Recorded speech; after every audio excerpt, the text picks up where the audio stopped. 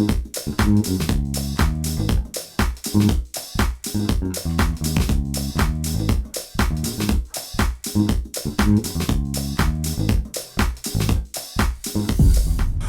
to Everything House Music and More, and my special guest today, I say she is a pioneer in this house music. Thank you for being here, Ms. Lori Branch. Thank you. Thanks for having me, Maurice. Absolutely. You ready to get into it? Let's do it. All right, let's go. So, Lori. Yes. When, where, and how did underground disco music take a hold of you, and what records moved you during that time? Underground disco music. Yes. I would probably say it depends on how we define underground disco music. Okay, so let's describe it. Not commercial disco. Yeah. So the other disco. The other disco. I'd probably go with the Warehouse. Okay. Oh, really? Yeah, I'd probably go with the Warehouse because that was really my first, coming out. I was still in high school at the time. And first time going to like something outside of a sock hop. Okay. And, I went to school with Steve Hurley. And so I remember my senior year getting into like mixes. Right. That was sort of just starting to take place. And he was really, someone that I knew was trying to do it. And so there was like an energy around it. Right. 16, 17. But the first time I feel like I experienced it was when I went to the Warehouse, which was like either, I always forget the month, but it was either December of 79 or January of 80. Because I was a senior in high school. And I had found some friends who were like, we should go to this club. I'm like, wow. My parents are like Christians. Right, conservative, right. I didn't go anywhere, do nothing. And we go into an after hours club. So that was a whole trip. That's a whole story. But I feel like that's where I experienced it the first time. And do you remember what records moved you during that time? 79? Yeah, there are so many. But I remember Diodato, which is probably like, it's sort of disco. And I would consider it underground because it wasn't commercial. Correct. Night Cruiser by Diodato, one of those. That always sticks out as like, I just love this sound, this sort of big, concert kind of musical journey that you go on with a lot of these songs. Okay. Yeah, so that was probably it. Okay, cool. So do you think your high school played a role in exposing you to your tribe? And did your parents resist coming from a conservative household? Did they resist like you going out and DJing and doing all these things? My mother said when I started going to the Warehouse and she became aware of it, she was like, stop bringing that disco fever shit into this house. I was like, we just want to dance. Really? And I was like, in high school and absolutely, going to Lynn Bloom. Lynn Bloom was one of those schools where, I was exposed to people who were artists and who were interesting and scholarly and so I absolutely had a huge role being a part of Vertigo. My boy, Eric Bradshaw, who introduced me to Craig Loftis, we were classmates, along with Steve and other folks. Right. And we were just, we were getting into it in my tribe. Eric Bradshaw, John Pierre Campbell, who was really my curator at first. He wanted to be a DJ, but it wasn't easy back then. Yeah. But they introduced me to the sound, the music, the places. Okay. That was my high school buddies. Wow. Yeah. So you said you went to the Warehouse. Yes. And explain how that experience felt at that time. That experience was like, I've described it before, but it did feel like Alice in Wonderland. Like I was just like this kid, very sheltered, Christian background, hadn't done much. And I'm popped into this gay bar. Okay. It was a juice bar, a juice bar, this gay bar in the middle of the night. Right. With all these men and a handful of women and, mostly black people and, trying to get fake ID to go in because none of us were 18 yet. Okay. You had to be 18 to get in the Warehouse. Wow. We were 16 and 17. So you guys got fake IDs? Yeah, fake IDs. That was the deal. And they knew they were fake, but the guys at the door, they were pretty selective about who they let in. Okay. And even if I think Robert might disagree with me, but I think they knew they were fake. They were obviously fake. Yeah. But I went with a group of very attractive young men. They weren't going to turn me down. Right. They were like, let them in. Let them in. So how did you move from attending the parties to throwing them? Well, we were, I was working, or not working, I was hanging out with Eric Bradshaw. Okay. Eric Bradshaw And I know Chippy talked about this in his section. Yeah. Worked for this newspaper called New Expression. Okay. And that was a high school newspaper in Chicago where he was seeing that people were advertising these teen parties. Okay. He's a graphic designer, really creative type. And so he's like, we should do this too. So he and Craig, Steve Moore, there was 3 of them, started this social club called Vertigo with explicit, instruction to do parties and to make flyers like that are better than everything else. Which is why if you see a Vertigo flyer, it's a really intricate kind of design. Yeah. He had photo shoots. He did layouts. He used New Expressions facilities to make these. And so I joined Vertigo. I was just hanging out with Vertigo. Okay. And then later on, I joined the group in late 80. And that's when Eric was like, you should DJ. You and John are collecting all this music. John Pierre. We were collecting everything. Right. And I have a huge musical family. I had tons of records at home. Okay. So that was my life already. He's like, just, learn to DJ. We'll get somebody to teach you how to DJ. Now, who taught you? That's good segue. Who taught you how to DJ? So you might know him as Louis Gomez. We called him Jose. Yeah. Yeah. So he lived out in Calumet City, and we lived in Washington Heights, like Morgan Park area. Okay. And so he taught me and Craig how to DJ. So we learned like at the same time in Craig's basement. Okay. Or in my house, we bought the equipment and we would take it back and forth. Oh wow. Belt driven.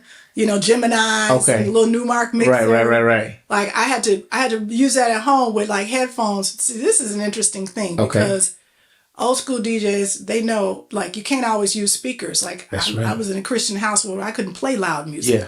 So here's the ambient music and here's my cue. And that's how I learned how to mix. Wow. All in my head. All inside the headphones, right. So we would go back and forth and we'd have these little battles between us in like late 80, early 81. And my first party was like, I would say for people like getting paid and we were making money and they were already doing it. Okay. Was like very early 81. 81. Yeah. Okay. I think it was still winter because we had just got the equipment and it threw me right into a battle. They were like, you ready for a battle? I was doing these tape remixes and stuff like that. It's fun. Now, attending these parties, were they weekly or monthly? We were probably doing at least once a month. Okay. And I think we did some more often in the summer. Right. We threw them everywhere. We do them they do them at the Loft, the Sours. We would do parties in the park. Yeah. We did stuff at just like I can't even remember all the places, but we did a fair amount, and that went from like 80 to like 80, probably end of 83. Okay. I think that was our last Vertigo party. Right. And I was sort of on my own after that. Oh, wow. Okay. Mm-hmm. As a house historian. Yes. What role did Wayne Williams play in bringing the Black underground disco to straight teens on the South Side? And was he the first? Oh, that's a really good question. Well, I think of Wayne as like a busy bee. Like he was like the pollinator.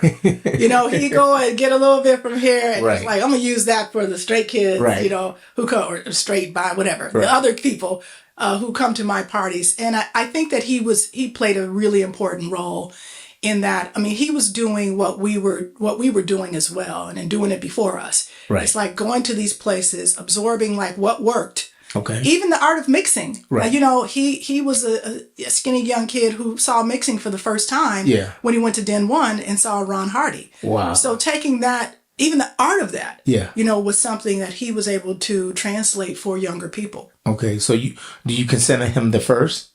Well, he was the first that I was aware of. Okay. I can't think of another person other than Wayne who did that early on. Okay. Introducing mixing. Right. And there might have been one, but to combine those two scenes that you described, like the gay underground and the Loft and Sours, I think of Wayne. Okay. All right, that's good. I just want to clear up a lot of things. That's why we say this all the time. Do other people disagree with that? Well, some people do, but I've been knowing Wayne for years, and I consider him one of the house historians too. Yeah, absolutely. That's been there from day one. Absolutely. So I just had to make sure that people understand that. That's how I feel now. Okay, no, that's your perspective. My experience. Exactly. Okay. That's all I want. Yes. Okay. Did you consider yourself out when you first attended the warehouse? Out. Or did it help you come out? Come out as bisexual? Correct. It totally helped me come out. And because I was consider myself straight I had a boyfriend at the time, right. you know, like very serious. We were like, you know, trying to think about getting married, you know, the whole nine. Right. And that was sort of, you know, this was just sort of biting at me a little, like, you know, like there's something else you need to explore before you settle down. Right. And so I did go to the warehouse, and that did open up a lot of possibilities for me, because it was the first time I saw women together, right? You know, in that way that people weren't out, so it wasn't, and I didn't go anywhere except for sock hops and hanging out with my boyfriend. So I never saw like lesbians or bisexual women, in any setting. Yeah. And so to go there and see that, it really just, you know, tickled something in me, and I was just like, oh, okay. There's more to explore about who I am. Oh, that's good. Okay. Mm-hmm. All right. As one of the first females to stand out on the scene, yes. Do you feel pressured from the boys' club? And what other women were in your generation DJing at that time? So in our scene, when I think about the Chicago house music, pre-house music scene, I did not feel pressure. And that might have been because there were the boys who were around me, the men who were around me were all sort of pushing me. You know what I'm saying? Right. So Wayne included. Wayne was one of those first people who was like, we should give girls a look. So he threw the first female battle of the DJs back in 1982. Wow. And, that's nice. And Craig and Eric and Jose, these were my counterparts. So they were the ones saying, no, you got to practice that. So if you're going to do that, and you know, back then you had to practice your mix. Absolutely. You can't just show up, with some digital files and think it's going to work, because you didn't have those. You had to have the vinyl at the time too. Yeah. Right. You absolutely. Know what goes with what, and how to phrase, and how to blend, and, you know, and how to keep a floor. So these guys were helping me to craft my skill and curate my sets. And so I give them a lot of credit. If there was haters, I wasn't aware of it, because I think I was sort of sheltered from it. Right. Now, at that time, were you purchasing records at that time too? Oh, yeah, absolutely. Do you remember the first record you bought? Ooh, no. I don't. Let me think about it. Like, I remember buying like Gino Socio, Try It Out. I don't think that was the first one, but I remember a trip when John and I went and we bought a bunch of stuff. Try It Out and Heartbeat. It came out the same year. Right. Some Tana Gardner, When You Touch Me. Yeah. You know, like other stuff like that. Now, where'd you go shopping at? We went everywhere. Okay. You know, there were a lot of places to shop, because we would go to, of course, Gramophone. That was a little bit later. I can't remember when they opened, but like Plymouth Court, what was it? Imports, of course. Right. But there was record stores. So we used to go to like the Loop Records. Right. And we go to used record stores. Yeah. We go to the Wax Tracks on Lincoln. That's what we did all day. Yeah. We would go to record stores and used clothing stores, you know. Right. So did you feel any competition at that time? And if you did, who did you feel competition from? Well, I was in battles, so it was always a competition. Oh, okay. So all of the early shows were battles. You know, you would have 10 people. I mean, we threw our own parties where I was the only DJ. Right. But then it was important as a DJ to be in battles. Right. Like if you wanted to be known. Yeah. And I could produce 5 flyers that were all battles. Wow. They were Risque through battles. Right. Tony Shelton through battles. Vertigo. Now, was the battles crowd participation where they asked everybody to applaud, or was it? It was a mix. It was a mix. So sometimes you would have like other DJs who wouldn't participate, who would judge. Like Andre might not participate, but he would judge. Right. Farley might judge, or what have you, or they would be together. So there was that kind of competition, but I would say it was friendly competition. Like, it was a party. You know what I'm saying? Yeah, so you'd spin for 20 minutes, somebody else spin, and then be like, I like Farley the best, or right, or whatever. Yeah. And you asked a question about other women. So I was definitely alone in that field for a minute, and then, you know, probably like a year later, Celeste and I talk about this all along. Celeste was like sort of right on my heels, right, and then a few others, like at the same time, you know, Von Zell, and First Lady, and a few others, like all kind of like in the early 80s. Came up at the same time. Okay, all right, that's good to know. Mm-hmm. All right, so many people have lived the history vicariously through you. Can you describe the parties that was at the music at Sawyer's, the Loft, and the Penthouse? Yeah, I think it was a combination. Sawyer's, Loft, and Penthouse were all very similar. Okay. Because we used the same DJs. Right. You know what I'm saying? You see the Chosen Few, you see Lori Branch, you see, you know, who else was spinning? Sometimes you see Craig or Jose, Rare Sounds of Space, Rory. Right. But, you know, like I could go on and on. Chip, Vince, etc. Right. And so we kind of had like, you didn't have thousands and thousands of songs to choose from. Yeah. And you were trying to play what was hot. And so you're trying to break stuff. Right. You know, it might be one or two songs you break, but everything else is going to be familiar to you. Right. Oh, that's good. Yeah. So Jamie Principle launched from the power plant and has worked with Frankie Knuckles. Yes. And your friend Jose Gomez. Yes. What do you remember in terms of the impact of the music at that time? I remember it being groundbreaking. The music at that time was new. Okay. And I have a memory of being in Craig Loftis' basement. That basement saw a lot of action. All kinds of action. All right, Lori. But we're in Craig's basement. He's like, Adrian Jett, who was a friend of ours, right, is she's singing now. She's working. Well, she was a singer already, but she did a project with Frankie and whatever. I want you to hear it. Okay. So it was like, I think he had a tape deck or reels. I think it was a tape. And it was Your Love. It was before it was released. Right. And we were just going along like, oh my God, this part is so cool. Yeah. And I remember thinking, this is like our music. Yeah. You know, so that was the first time I remember thinking that something is different. Wow. You know? Now, right there at that time, were they calling it house music? I don't think so. Okay. I don't think so. Okay. So let's I ask everybody this. In your perspective, in your opinion, where do you think the term house music came from? So let me be real honest here. I don't remember exactly when it started. I do, part of my job as a house music historian is to unpack these histories, sort of piece together, do detective work to see where I can figure it out. Yeah.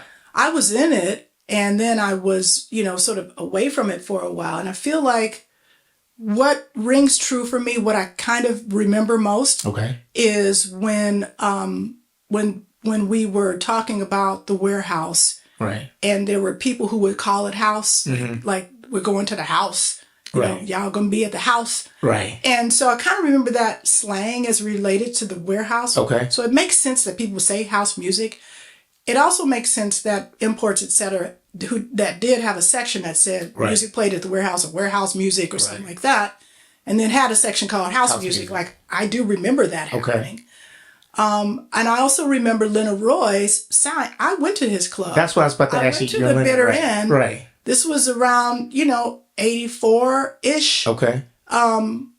I think it was it couldn't have been too much later than 84, 85, somewhere around there. Right. Mid 80s, where he did have the little sign. Now, I don't remember the sign, but I remember the music. Correct. And I remember him playing it. Right. And so I think there might be truth in all those stories. Okay. You know, that he's playing original stuff from Chicago artists. Right. And he's playing music that you hear at the warehouse because he was playing that too. Okay. But I also remember what happened in imports. Right. So I'm wondering if the real truth is that it's all of those things. It's all those things. Yeah, and could possibly be true. Yeah. But let me ask you this too. Now, Wayne Williams quote that he believed house music came because they were playing the disco in people's basement in their homes, and people were like, oh, that's, the music you play at the house, your mother's, your parents' music. And he defined the term house music came from parties thrown in the basement like that. And that's where they come up with the term house music. Wayne might have that definition. I mean, if that was his experience, that might have been true for him. Okay. Other people thought it was warehouse music. Right. Because they were playing it from the warehouse, even if they were playing it at their house. Right. So to me, it stands to reason that it could be all of those things. Okay. I will say that in terms of firsts, you have to give credit to Vince and Jesse, right? Because they pressed the first record that would then be added to a canon called house music. Yes. Okay. Yes. Right. Yes. And the first time we hear house is His House from Chip E. And so I think that it's also fair to say that when the canon was sort of concretized, that things were added to it. Absolutely. Right? Absolutely. You know what? I think, Lori, that's the best answer I've ever had on the show. Thank you. Because I think, I think two or three things can be true at the same time. Absolutely. And it's running parallel to each other. We don't know everything. And a lot of people don't know what's going on the north side, south side, anything like that. So I believe that's the best answer I've ever had on the show just now. Well, thank you. It's the best one I can find. Right. I've talked to a million people. Okay. So what do you remember about the Hot Mix 5 coming on the scene, and what did it change? Oh, it changed everything. I think the Hot Mix 5 story is so important because it commercialized house music.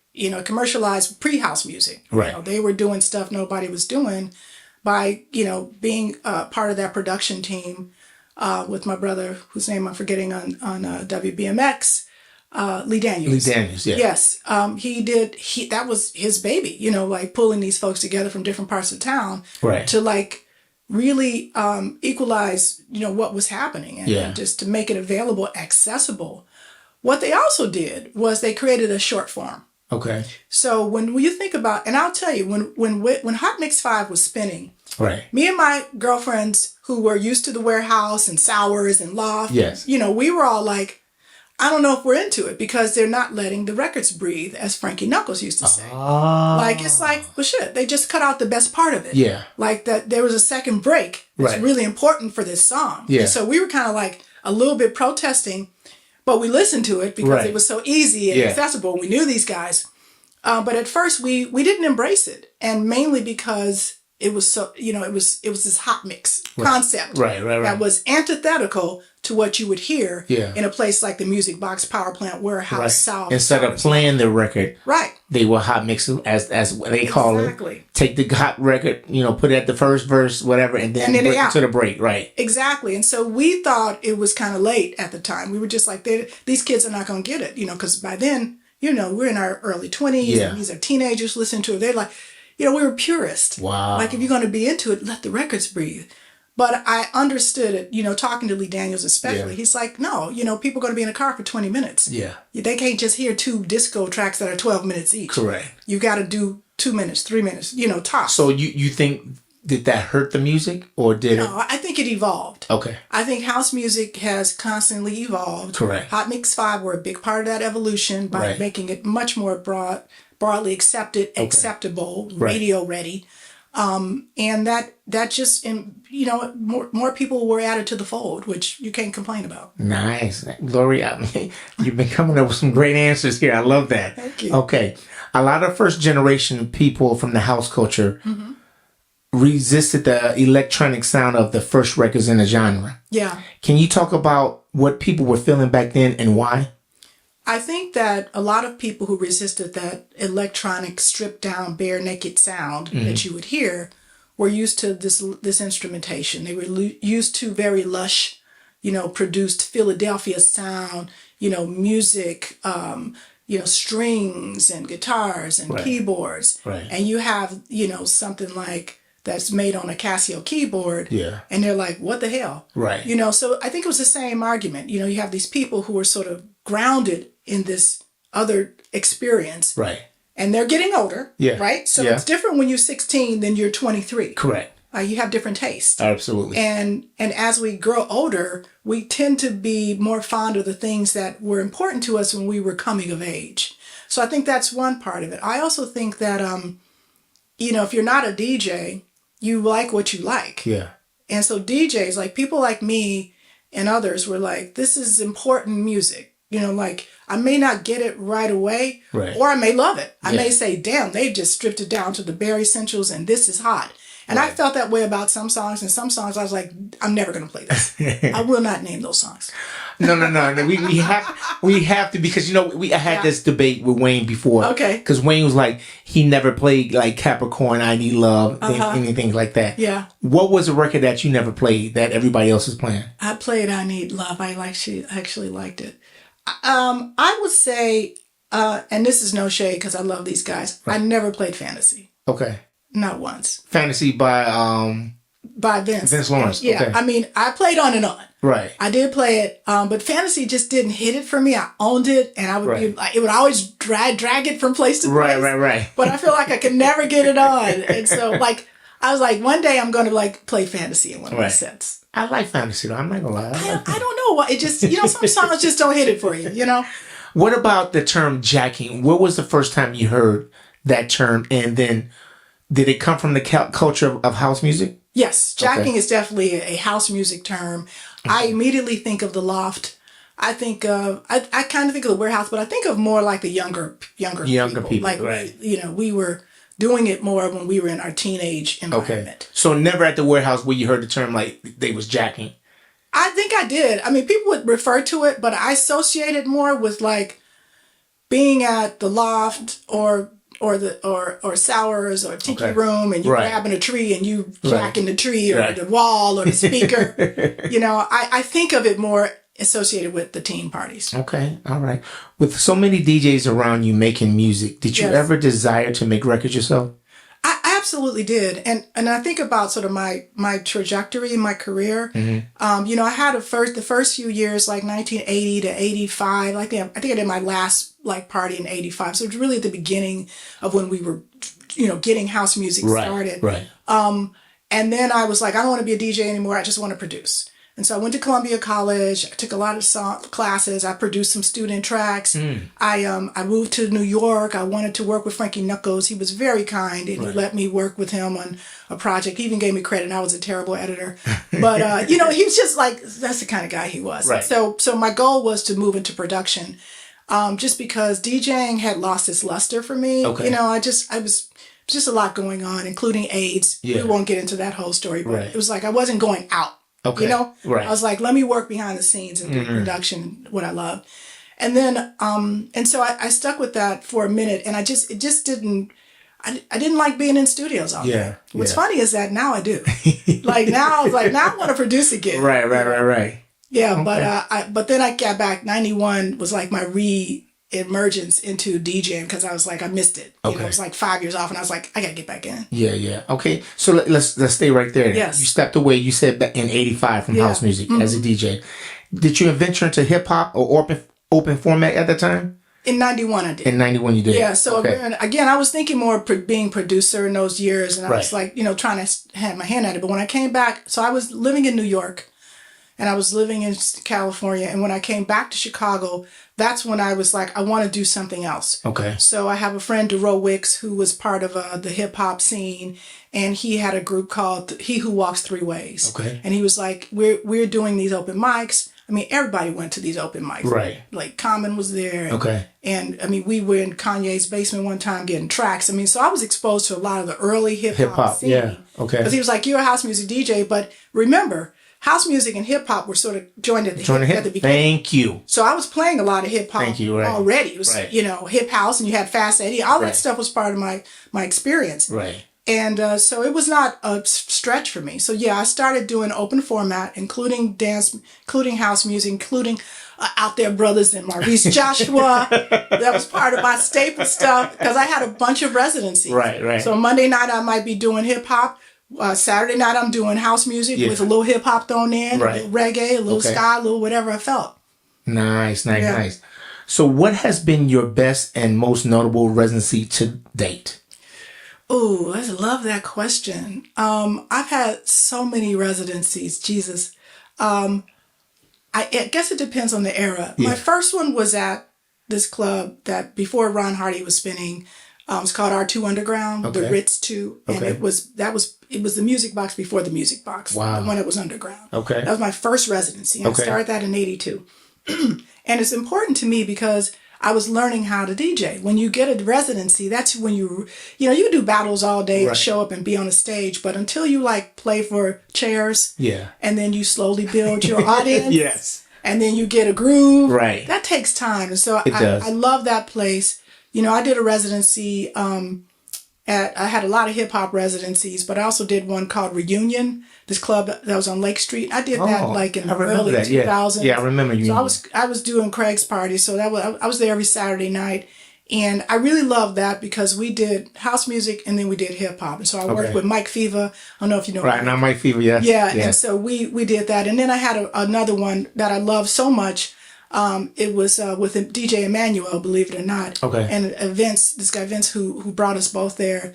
And that's where I met so many people. Glenn Underground and what's his name?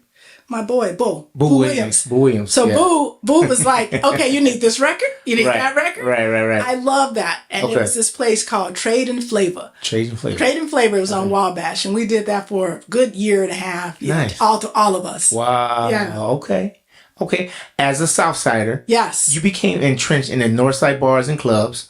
What would you say the biggest difference in the crowds of each side of town? North Side and South Side? Yes. Southside is a little older. Okay. A little older crowd who's into it, much more people of color. Right. Northside is different. You know, you're going to have much more diversity. You have a lot of younger people. So when I'm doing, you know, something like, you know, Masada or like, or Smart Bar. Right. You know, you're talking 20-somethings, 30-somethings. Yeah. Versus if I'm going to do a club on the South Side, it's people generally in our age bracket. Okay. And I mean, I love them both. Yeah. You know, I can be a little more experimental. Correct. When I'm on the north side. Yes. Maybe it's because, you know, they getting high and play what you want. I don't know. I'm making that up. No, you're not making that up. I think because they're young and they're more open. Maybe. I think that. Yeah, we're going to keep it like that. But let me tell you why I do like Southside, because I think that it's a real test of how good of a DJ you are. If you can break new music, right, you know, on a crowd who knows what they want to hear, right, and you're breaking it and they're into it, you've done something. Hello, speak girl. All right. So you seem to reinvent yourself over and over, with the latest being critical acclaim collab with Lady D and Vita Girl, right? Yes, Vita Girl. You accomplished all by yourself right now. Why partner with them? I've never had a girl crew. Oh, okay. This is the first time I've ever had a Really? Nope. All this time, I never had a DJ crew with women. And so, I mean, I've had DJ partners before, like a woman who I would partner with on sets, but but to be intentional and to come to it and like ideate and say, here's how we're going to set our folks up, and this is what we want to do, and we're doing production now as well.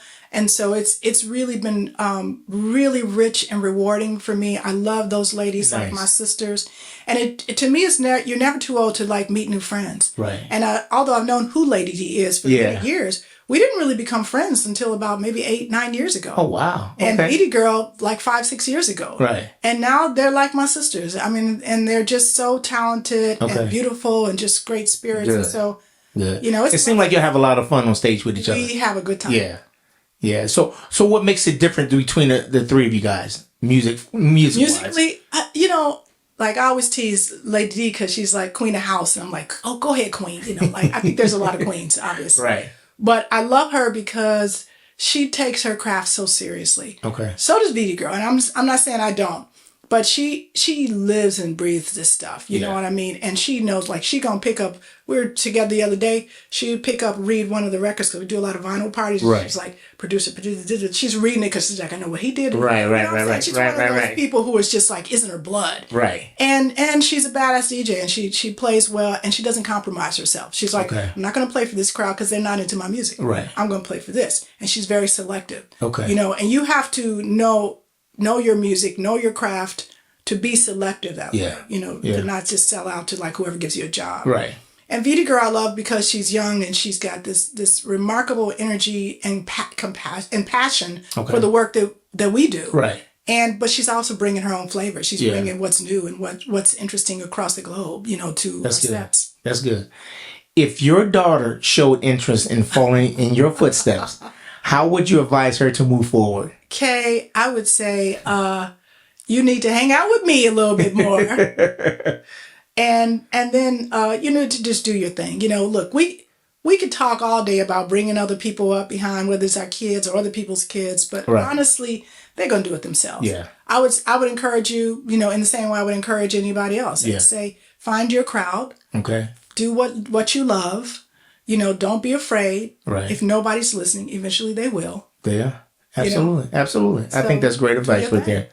So we don't spend enough time talking about the dancers in house music. Yes. Do you think they have any role in keeping the culture alive? It doesn't work without the dancers. Okay. It does not work without the dancers. It's a symbiotic relationship. Right. You know, when I am not getting energy from the dancers, it throws my set off. You know, like even if it's just one person feeding me, that helps me as a DJ. Okay. So yes, the dancers are so essential to this. They, you know, I think about Kat and Tabitha and all, you know, people, Hans, you know, like these people who Lionel Brazil, everybody, all those guys, you know, it's so important. So yes, they are essential element of this movement, past, present, and future. Okay. So you've been playing since the early 80s to now. Yes. Name the first and last record to your perfect set. Oh, perfect set. Oh my God. First and last record to a perfect set. I'm always going to start off slow. Okay. I like to ease into stuff, even if I'm coming after like a banging DJ. Right. And I get some criticism. They're like, "Oh, you're gonna lose floor." I'm like, "No, I'm not. Right. I'm gonna start off with something groovy. That's good. LTD, Love to the World. Right. Some like that's gonna bring you into Portuguese love. Right. And then I wanna end with Go Bang. Oh, okay. Something like okay. All right. Old school, So Lori. Yeah. Tell people that don't know who Lori Branch is. Tell them something that they don't know about you. They don't know about me. I'm actually an introvert. Oh, really? Yeah. I seem extroverted. Get out of here. I seem extroverted because but I work, alone every day. Okay. My sort of a day job is it's a very solitary existence. Right. So I'm by myself all day, every day. Okay. Except when I go to meetings or I go out of town. And so the way I exercise my artistic outlet is through spinning, talking to people, right. Doing that. Otherwise, I'm by myself. Wow. So I get fed okay. and then I retreat. Yeah. So I like to write. I've written a lot of stories and television shows and stuff like that. Right. And so I have to have solitude to be creative. Nice. So tell me this. This is another question I wanted to ask. Do you think, I want to hear you in your perspective, because I have an answer for this. Do you think female DJs play different than male DJs? Mm-hmm. Sometimes. Okay. I think that female DJs, they don't need to bang as hard. They can. Okay. I've seen, I don't know. I don't like that question. You know what I mean? Because no, the reason why I ask this, I don't say one is better. Yes. The reason why I say I have opinion on this is because I'm a male DJ. Yes. And I always played for the females. I love that. And I think a female know what moves them better than a man would do. I think you're right. So when I play for females. Yeah. So when I say that, I believe, in my opinion, yes, I believe that if you get the right female, they know how to play because they understand what you feel. Mm-hmm. And sometimes a lot of guys will play because it's a great beat. Yeah. But they don't understand some of the lyrics that's a meaning to it. And women are more emotional and they hear the lyrics. Absolutely. And it catches them. So that's why I'm saying I think it's a difference, because I think women can play for women because they know what they feel because they're women. I do not disagree with that. Okay. But what I will say, based on what you just said, is that it's different than a female DJ than playing for women. Right. I worked in lesbian bars, I worked all over around this damn city and doing stuff. And so I do know how women respond differently. Right. And so I do play to them. Yeah. Tend to. If I'm in a room, I'm going to play to the women first. Right. Because that's how I start off. Musical, slow. Right. But Craig would say to people, I tell them you sound like you play like a dude because that's what'll get you work. Right. And so I'm like, okay. That's not a compliment, but I understand what you're trying to do. So the reason I say I don't like the question is that I think that women are versatile, and so women they can play however they want to play. Right. And if you think you got to play for this guy who's the promoter who wants to hear a certain thing, so you can keep the job, then that's how you play. No. By all means, I wasn't saying that women and men are better. Yeah. I'm just saying I feel like women can play to that crowd because they understand it. It's more emotional to it. I will say this. Yeah. I think women are more versatile. Okay. I'll leave it at that. All right. So what's next for Lori Branch? I'm just happy doing what I'm doing. I want to keep doing it. I'm really proud and excited to have participated in like these documentaries. There's a series of them that come out. And associated with those is a lot of opportunity. Okay. And so in a couple of weeks, I'll be in New York at the film festival there. The big one, and with Vince Lawrence and his crew and Elegance Brad and Chester Arguello, and we're going to be doing a big party afterwards. Nice. Lady D and I were spending at Sundance, and so after the film screening there, Barbara Allen and her film. I was just in Seattle with their Black Film Festival doing a big party for those people, introducing them to house music. Okay. And so I love to do that. We'll do a little bit more of that. I love to continue my work as a historian because I get to have these wonderful conversations. Nice. And there's so much more stories to tell. There's so much more music to have. And so, my next move is whatever is presented to me, I'm just going to put my heart in it. All right. Well, Lori, thank you so much. I appreciate you doing this. I love you. And like I say, I expect nothing but the best from you. Thank you. And I thank you again. And thank you everybody for tuning in for Everything House Music More. Thank you. And thanks for having me. And thanks for doing the show. All right. Have a good one. You too.